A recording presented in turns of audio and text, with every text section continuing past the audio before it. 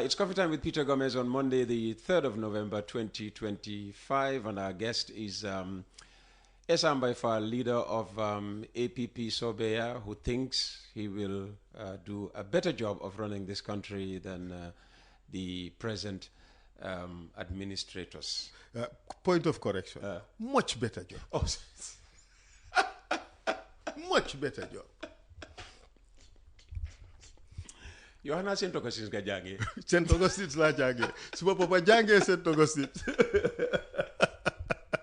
acca kon jëlale foofu ñu dem forward parce que dama bëgg ñu ñëw ci waxi Yaya Jammeh, TRRC, because you've been celebrated, you know, for the work you did with the TRRC. Mashallah, alhamdulillah. Te ba tey ñu ngi wax mbiri implementation, and I would like to, you know, really, you know, sound your opinion on the implementation stage of, you know, the report that you delivered that was nearly, you know, accepted wholesale. And by now, one would have expected ne achieve nañ so much in terms of implementation. Be waral Yaya am sañ-sañi toog fam toog. Understand nga wax la ko ne mu jur fi wax ju rëy. So in terms of, you know, delivering justice, what do you make of the post-TRRC era and implementation process? I would start by saying, Santa Yalla, Alhamdulillahi Rabbil Alameen, TRRC bi, bama koy jël ne dina nangoo lead kan nekk lead council. It was a very emotional moment pour man. Ne li ma daan def ci court si for other countries fi mu nekk maa ngi ñëw defal si ko suma dëkka mu nekkoon loo xam ne dafa nekk a huge sacrifice pour man mu óor ma ne lii pour def ko suma diggante ak yàlla ak suma diggante ak sumay dëkkandoor ak nit ñi ci dëkk bi loolu laa siy seet yàlla dimbale ma comme ni nga ko waxee rek it's been hugely celebrated ñu santa ci yàlla am na ñoo xam ne nag bari nañ ñoo xam ne ci TRRC bi ma defee suma liggéey ñu bari mere nañ ma waaye the overwhelming majority of the people dañ kontaan ne dëgga dox na ci dëkk bi waaye ku si sa ànda toj mbaa sa mbur daanu dina ma mere ñeena ñi ma mere bal leen ma axa jéggal leen ma utuma ci woon dara lu du def suma liggéey ci nim gën a sellee ci ni ma ko mu ne xam nga soo nekkee looya toog foofu you have to look at ways ay jéego yooyu war a jël pour li nga soxla mu génn ci nit ki léegi-léeg nga ñàngal léegi-léeg nga tàngal léegi-léeg nga oyofal léegi-léeg nga jàllale so loolu yépp liggéeyi looya la rek def naa suma liggéey sant yàlla gëm naa ne def naa ko to the best of my ability in everything nag duma mun a satisfy everybody but I have done my best te loolu rek that was the commitment I made to the Gambian people waaye sant yàlla Peter parce que bind nañ report nguur gi rejecting ci dara xam nga de parliamentary inquiry nguur gi dañ reject the report and the recommendations on the petroleum scandal ñun TRRC nguur gi de accepted the reports whole line and sinker bon xanaa gàcce ngaalaama pour ñun sant yàlla we gave them 268 recommendations they accepted 265 recommendations bon xanaa sant yàlla gàcce ngaalaama xam nga lañ li gaay reject dañ leen reject for political reasons one Sana Sabally his amnesty boobu sax tombee ñun man jeexal naa TRRC the amnesty I just helped them write the guiding principles and so forth and we applied the guiding principles Sana Sabally guy reject the recommendation and so ko testé sax legally speaking the government did it wrongly because they applied a standard that is not part of the law of the TRRC. So government fofu could challenge that decision administratively, that decision would be overturned. Because government did it wrong. Ñu ne Sana was he committed very serious crimes, that's why do amnesty. But that is not true. The law of the TRRC, moine, if you commit serious crimes, you're truthful, you're honest, you show remorse, you accept the conditions, you're granted amnesty. So the government applied the wrong legal standard. So kuko challenge administratively, it's wrong. So suñ waxoon ne maybe Sana was not remorseful, and as a reason for that, you refuse the amnesty, then they would have had a point. But sax loolu is a matter of fact. So it's the jury, it's the TRRC commissioners who had the responsibility to determine whether he has demonstrated sufficient remorse before them. So so they made a mistake. The other one is about someone who worked with the government and they did not like the recommendations. Duma tudda tur nak parce que lolu rafetu. But the thing is, lolu is also nepotism. So for Fatena, the third one, these are the recommendations that they rejected. So mungi melni TRRC, they had a near perfect. The third one be do henya pour retire, people in the military, servicemen. Something like that. So dinga gis ne mungi melni the TRRC. Government bi dañ accept holistically, almost near holistically, recommendations si gars TRRC def. Gars suñ taxawee léegi bugga maa criticize am nañ problème de parce que man suma liggéey ñoom ñoo wax ne suma liggéey dafa set wecc. Parce que ñoom ñoo accept recommendations si yëpp, accept reports si. Xam nga nag gars xamuñ woon reports si naka lañ ko bindee. Dañ fogoon rek ne because Essa by na TRRC before guys submit reports. Xamuñ ne reports were written by Essa and his team and all the recommendations before I left. So fi mu nekk duñ ma mun a tee criticize ci loolu boobu jeex na. Yeah, but how about implementation pace? But implementation, xam nga Peter yàggalaa naa wax ne Adama Barrow is playing political football with the TRRC, especially the accountability docket. Tey lii la ëllëg lale la. Li nga xam ne su ko waxee dina neex APRC ñu support ko daf koo wax su xamee ne fi mu nekk mënatuta am this part of APRC mu wax lii gis nga ñun ñëpp xam nañ ne the reason why economic is still in Gambia is for fear of the Jammeh influence in the army. Xam nga waxoon naa ko fi gars yi def a big programme génnee army commanders yi ñuy wax lu leen neex te ñooñu sax ñoo waxoon TRRC de army commanders yi ñoom ñoo waxoon TRRC ne soo gisee coup bi am in 1994 was because of the presence of the Nigerian soldiers. Fi mu nekk fast forward 2024, 2025, it's like the mentality changed. Suddenly, bugga nañ foreign troops in Gambia. That's just hypocrisy, in my view. But that is an aside. So gisee Barrow keep fi economic bentay, it's, in my view, out of fear. Gambia amul ben security crisis bo xamne jar nañu am a peacekeeping. How do you link that to the TRRC implementation, the recommendation implementation? Yes, the issue is moine. He has an obligation to implement all the recommendations, including the accountability part. They have a plan, but it's been 4 years since the recommendations were given to him. It would be 4.5 years since the white paper came out. We have not seen any significant implementation of the TRRC recommendations. People are very interested in 3 elements. One is the reparations. A reparations bill was tabled in Parliament. I believe it was passed. Bentay commissioners have been appointed.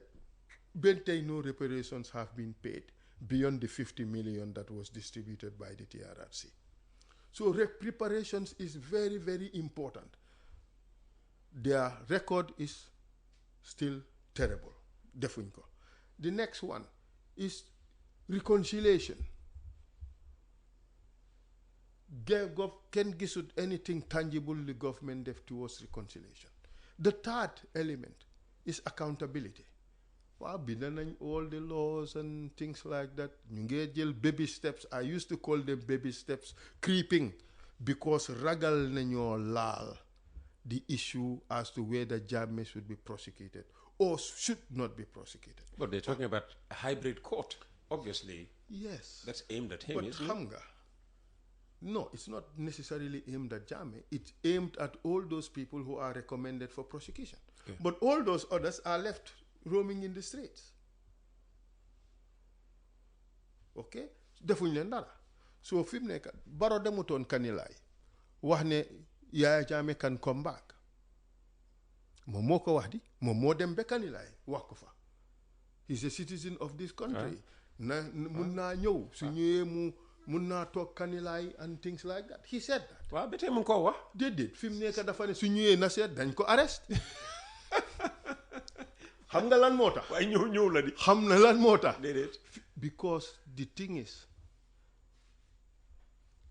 just imagine if Ragal Jammeh ak the loyalty he commands in the army moo ko jaral mu teg fi economic 9 years kooku dina toog ne Jammeh kaay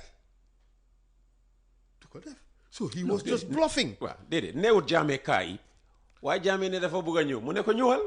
waaye soo ñëwee nag déedéet moom moo nee na fi ne Jammeh mun naa ñëw moom moo dem Kanilaay wax ko. waaye ba tey mu ne mun naa ñëw. Okay, because booba it was in his political interest to do so.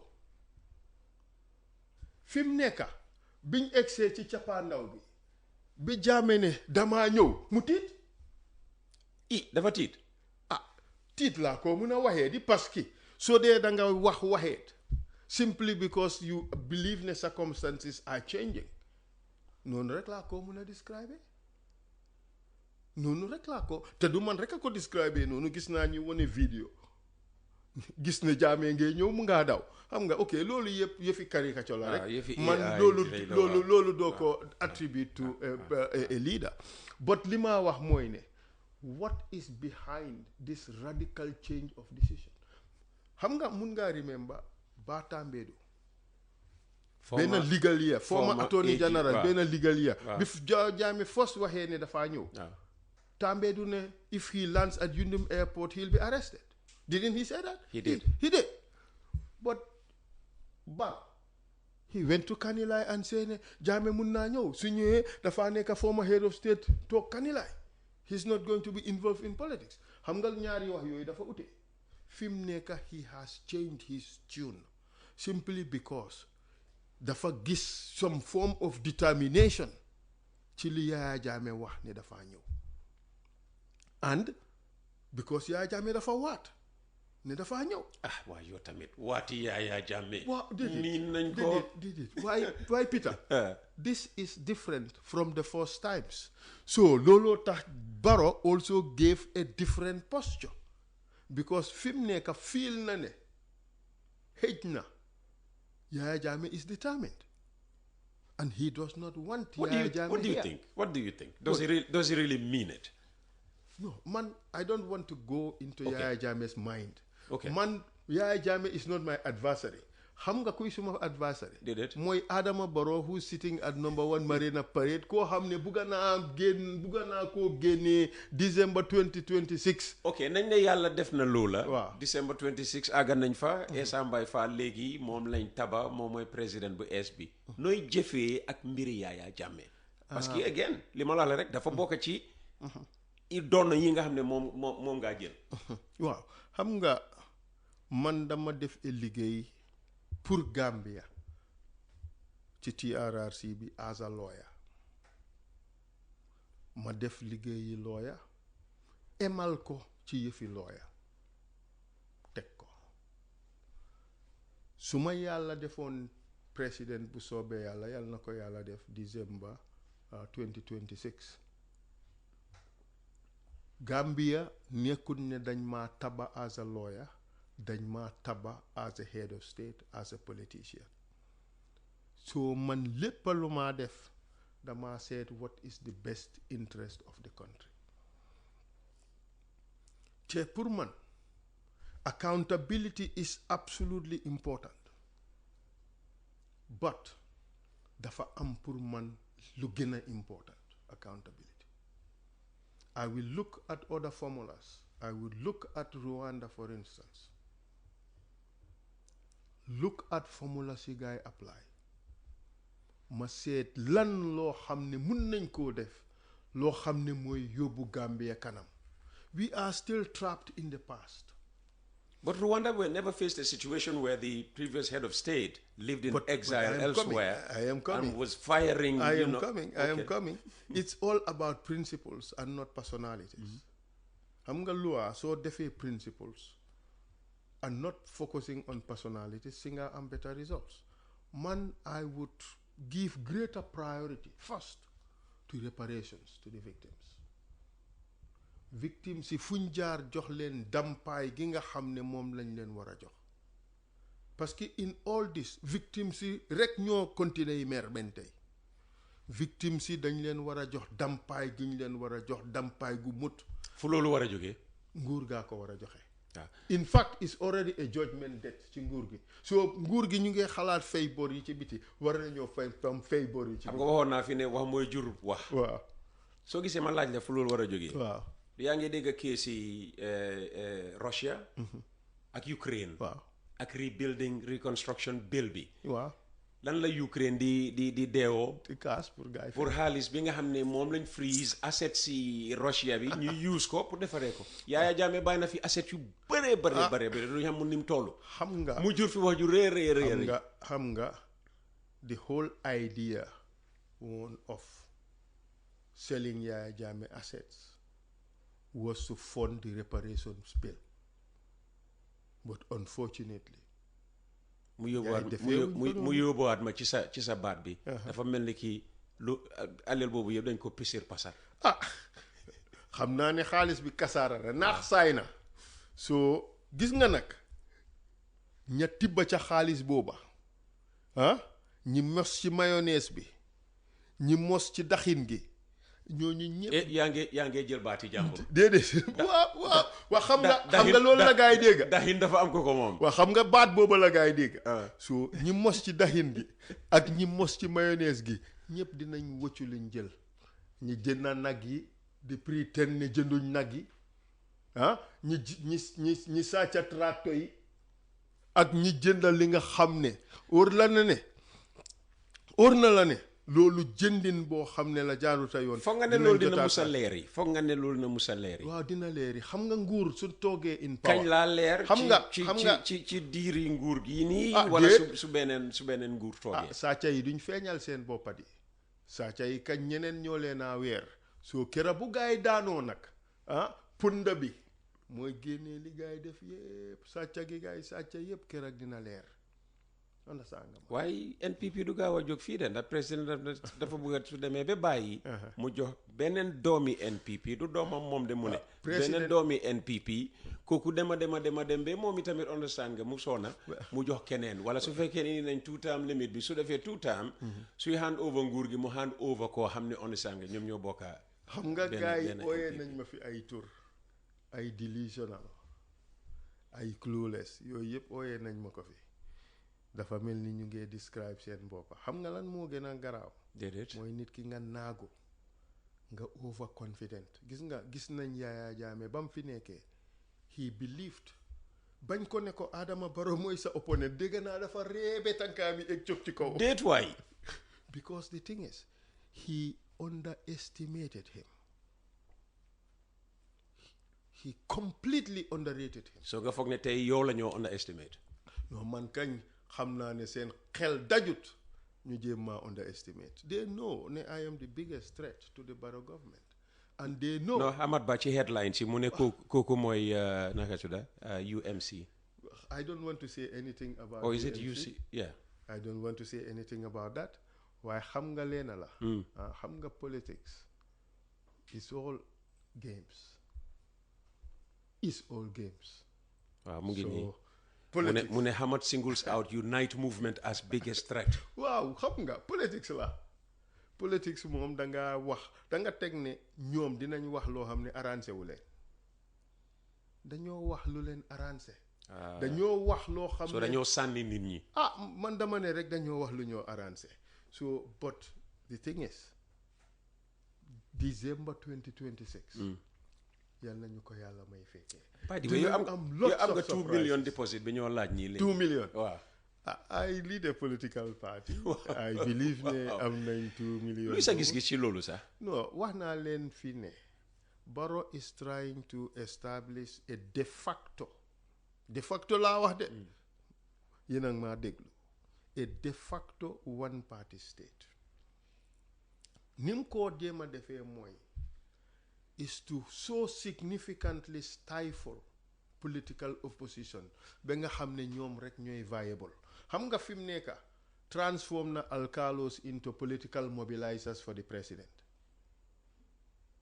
maa ngi ut headline bi leeral loolu. waaw moom moo ko wax. waaw the next elections. waaw alkalos and chiefs would all be mobilizing for the president. waaw standard ni mu ko waxee mooy Barrow says all ministers, governors, chiefs and alkalolu must campaign for his re-election. xam nga that is illegal because alkalos these are traditional rulers who are to represent the interest of all. mënulee naa transform into political operatives alkaali yi ak chief yi yéen laay waxal. esa fàtte ne maa mooma bokk léegi mooy position seen place ci Gambia taxawulee leen fa kenn ci politique warulee naa ànd ak kenn ci politique di ko wone jaxarang li leen président bi wax ne moom ngeen naa campagnal wax na leen loo xam ne dafa yàqaluwaa parce que yéen seen position public service ngeen di def warulee naa taxawal benn political party mu ngi mel ni yaa ngi ask civil servants pour ñu campaign for the president that would be wrong that would be unlawful loolu yàqaluwaa la bu leen fàtte ne alkaali yi ak chief yi ñépp ngeen njabootee mu nekk ñu nekk NPP ñu nekk beneen PPP whatever party ñépp ngeen njabootee soo leen taxawee ne kii ngeen naa taxawal di ko campagnal yéen a ngee yàqa luwaa yéen a ngee def loo xam ne boroom doole moo leen ko diktal waaye luwaa diktalu leen ko xam nga alkaalos léegi amaat nga suma jot. waaw I needed to talk to the people Peter parce que ñu bari ñooy seetaan fàtte nga soose di ñoom ñëpp dégguñ olof rek de. waaw xam nga am na yoo xam ne léegi-léegi dama dee xaw a càng bari mbaafo la man ni ka kaw nga ko na fanaan alkaalolu anin seefoolu presque man sakunda yaa foko election mimbe na altol bebe campagne kela pour président ni wo muy lo a tiñaleti de alkaalolu ntol be altol lemul na alfalte aldol be aliemo be la mara ite man sakunda opposition altol be mo be la mara pour ka finti ka foko ntol be man sakunda le fasala wo mu luwa tiñaleti amanyan na kela wo nyama de alkalolu altol be allier right soto pour ka karto fay moye alla vitamine bari pour man sakunda se finti ka foye ko altol be nyanta do ko kela man sakunda e pour man sakunda ya gagné wo mante toñati luwa tiñalem amanyan na kela Gambia wo mu symbole ti drong ka mol forcé pour que ko ke mi ya lonko anin luwa manta ñola luwa tiñalem amanyan na kela ñimbanko kan ala barka so my brother man jaago rek laa dégg nag waxal ma ko jaay ci jaago waxal ma ko acca so xam nga njaago lu ma fàttale ko rek mooy incam waaw mooy xaalis correct yow li gën a am solo ci njaago nga fàttale ko non so booba ba léegi man maa la doon laaj waaw du ñàkk yow xëy na am na special message boo xam ne ñëwee nga ko ci programme bi parce que fi mu nekk 9 minutes lañ desee ci programme bi li ma bugg a wax askan wi mooy ne élection mu ngay jot si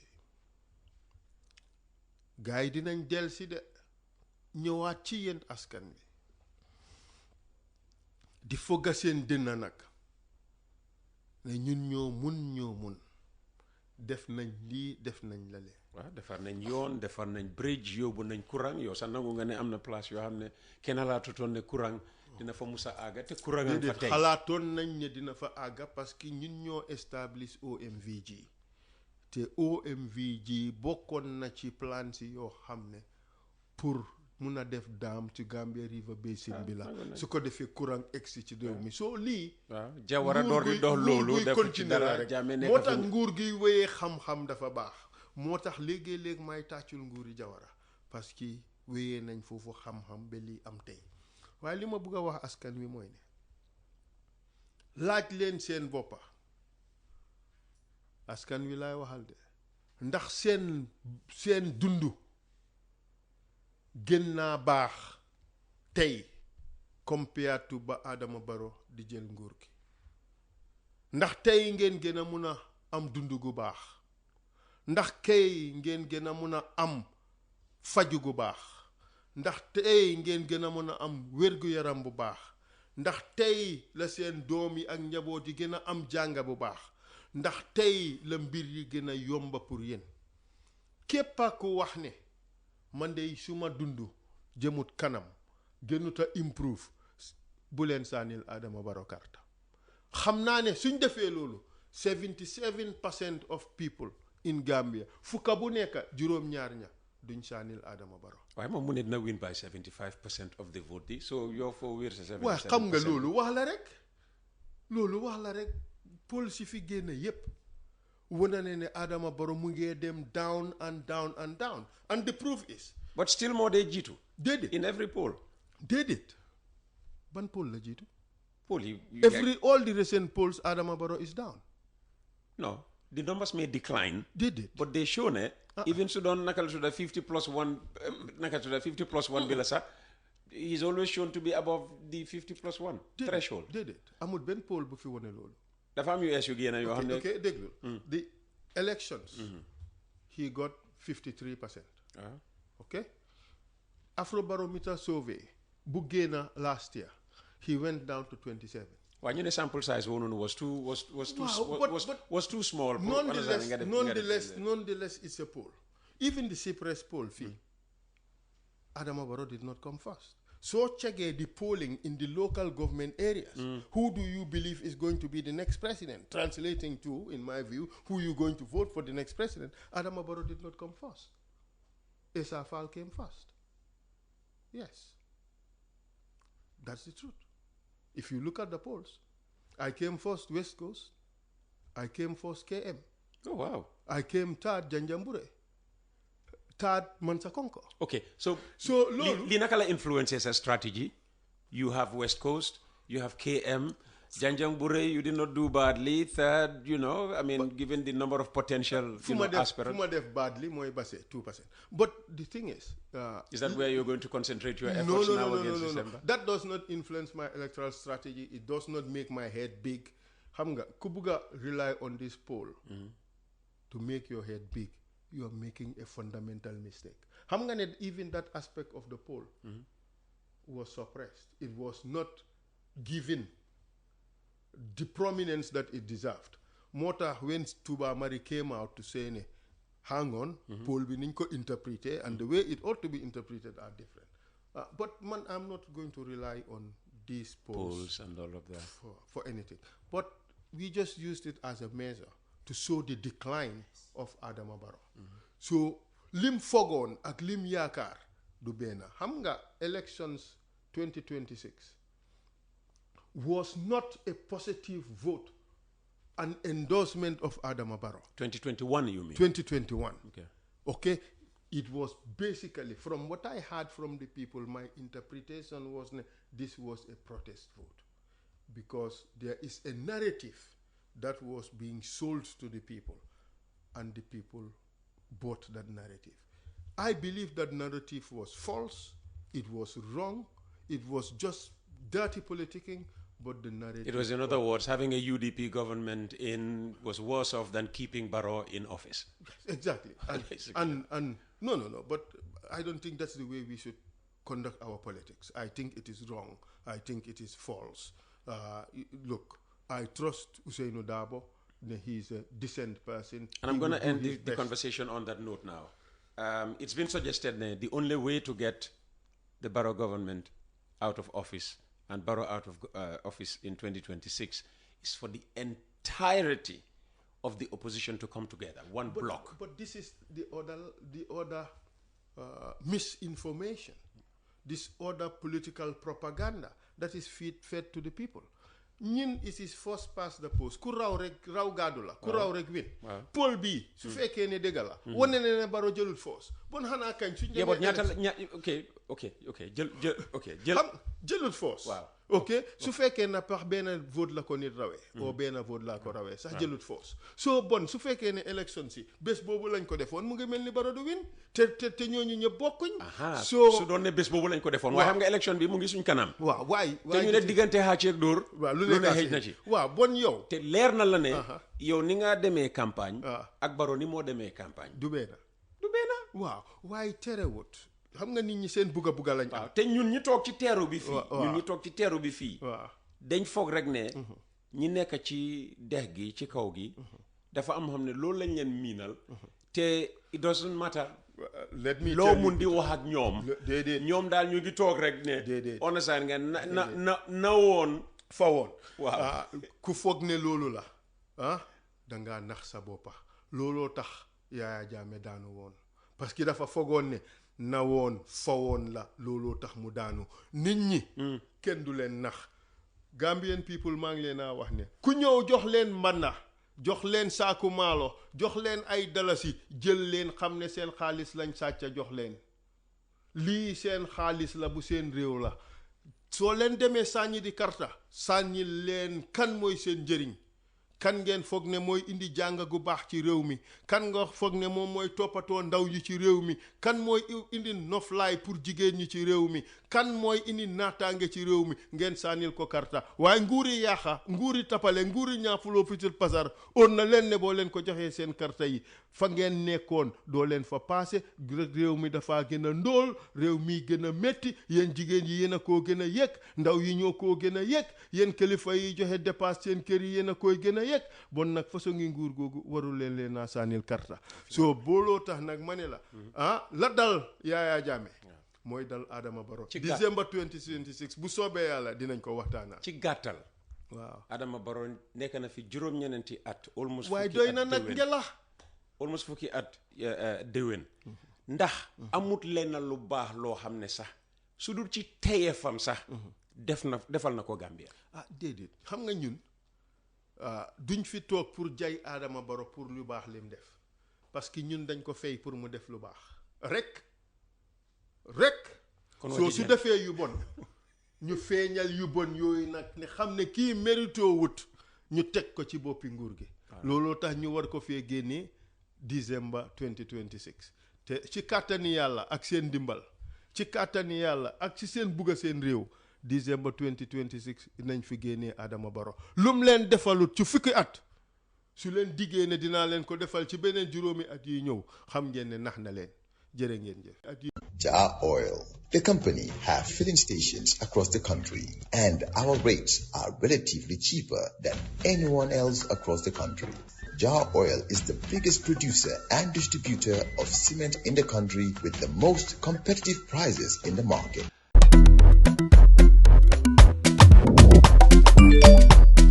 Excellent jam, Wave. Yo, apply. Yo, luta do de de. Luta mënuloo jël moto nga andil ma xaalis. Hello? Bësal mu fay. What? Bësal mu fine. Oh, yes! Wave acts in Gambia. Deposit and withdraw money, pay bills, and buy mobile credit without fees. Transfer money wherever in the country for only 1% fee.